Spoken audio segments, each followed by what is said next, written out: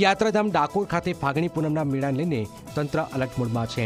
રાજાજીરાજ દરબારમાં લાખો ભાવિક ભક્તોનો ઘોડાપુર ઉમટશે।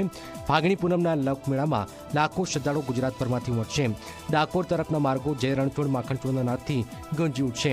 ત્યારે મુખ્યમંત્રી અને નાયબ મુખ્યમંત્રીની અધ્યક્ષતામાં ગાંધીનગરમાં બેઠક થઈ, જેમાં પદયાત્રીઓ માટે પંડાલ, ભોજન સહિત વ્યવસ્થા મુદ્દે ચર્ચાઓ થઈ।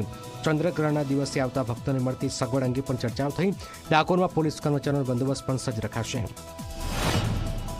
ડાકોર સેવા સંકલન સમિતિના બધા સદસ્યો સાથે પરમ આદરણીય માનનીય મુખ્યમંત્રી શ્રી ભૂપેન્દ્રભાઈ પટેલ સાહેબની સાથે મુલાકાત થઈ અને નાયબ મુખ્યમંત્રી માનનીય શ્રી હર્ષભાઈ સંઘવી સાથે મુલાકાત થઈ અને બધા અધિકારીઓ સાથે સંકલન કેમ કરવું એની ચર્ચા વિચારણા કરી છે।